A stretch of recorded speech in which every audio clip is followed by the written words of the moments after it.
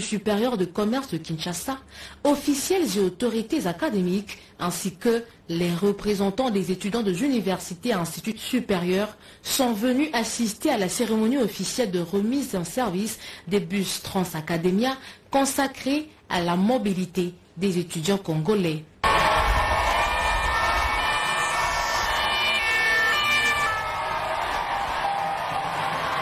L'initiateur de ce grand projet, dont la jeunesse remonte au 5 mai 2021, lors de sa visite des campus universitaires de l'UPN et de l'INBTP, Félix Antoine Tshisekedi Tshilombo a fait le déplacement ce vendredi 24 février 2023 pour lier la parole à l'acte. Chose promise, chose due.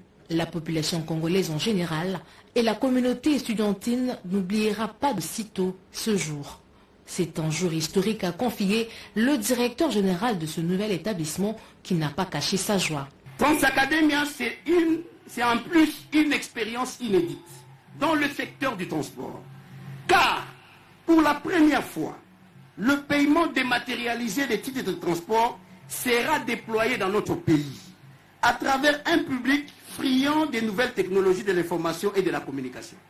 C'est via son application mobile Android ou iOS et les sites internet www.transacademia.cd que notre jeune établissement assurera le transport exclusivement pour les étudiants préalablement identifiés à travers des souscriptions volontaires et validées par un abonnement, selon le choix d'un mois, 2 semaines, 1 semaine, pourquoi pas 3 jours. Au nom de ses camarades, le président national des étudiants a remercié le chef de l'État avant de lui promettre leur soutien total aux échéances électorales prochaines. Plusieurs actions ont été menées pour l'intérêt de l'étudiant congolais et d'autres sont en cours.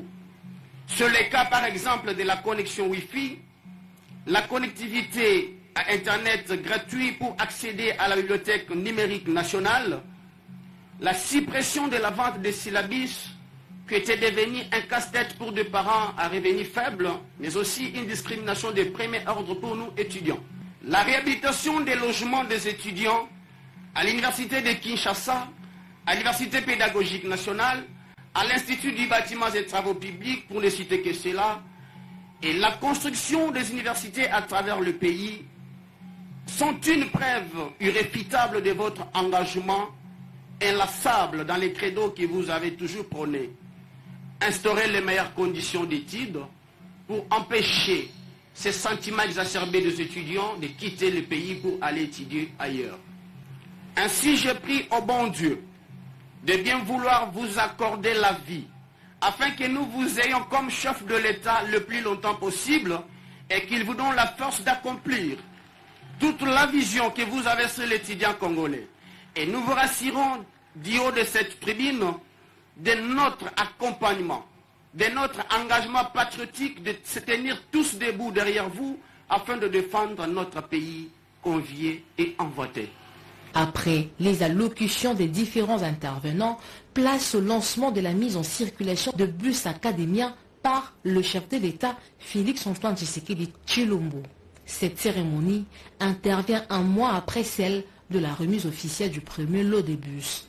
Plus de 450 arrêts de bus seront aménagés pour 58 lignes dans différentes communes afin de permettre le ramassage des bénéficiaires. Ces bus neufs et climatisés seront désormais observés sur les grandes artères de la capitale congolaise. Seuls les étudiants en ordre avec leur abonnement semestriel ou mensuel y seront admis. Aux bénéficiaires d'en faire bon usage. Il y a un pays solution, mais il y a aussi un chef d'État solution. Parce que dans cette affaire, c'est quoi? Les parents, ils payent beaucoup d'argent pour les transports de leurs enfants. Aujourd'hui, à travers Transacademia, les enfants vont payer les prix des transports les plus bas. C'est une facilitation, c'est presque concessionnel, n'est-ce pas? Parce qu'un enfant qui paye par exemple 350 francs et qu'il est capable durant toute la journée de faire au moins 6 trajets. Il peut venir à l'école, il peut voir un ami qui est malade, il peut aller voir un oncle qui a un petit problème, il peut aller à la bibliothèque. Et tant qu'il est dans les réseaux Transacademia, son titre restera encore valable. C'est une avancée. C'est le pouvoir d'achat qui est préservé pour les familles, pour les parents. les parents vont quand même réaliser des économies sur les budgets relatifs au transport de l'air. Donc, de ce point de vue-là, c'est une prouesse. Que dire de l'événement, d'ici de l'événement, du lieu où l'événement est lieu? C'est l'IEC, la grande école de commerce dont nous portons la vision, n'est-ce pas? Aujourd'hui, vraiment, c'était un jour historique. Ce 24 février 2023 restera gravé dans la mémoire de plusieurs générations, des étudiants et des personnels des lycées. Nous sommes reconnaissants à son Excellence, Monsieur le Président de la République, Félix Antoine Tshisekedi Tshilombo, pour ce geste. C'est un petit pas pour lui, mais c'est quelque chose d'extraordinaire pour toute la communauté des lycées, de cette grande école de commerce.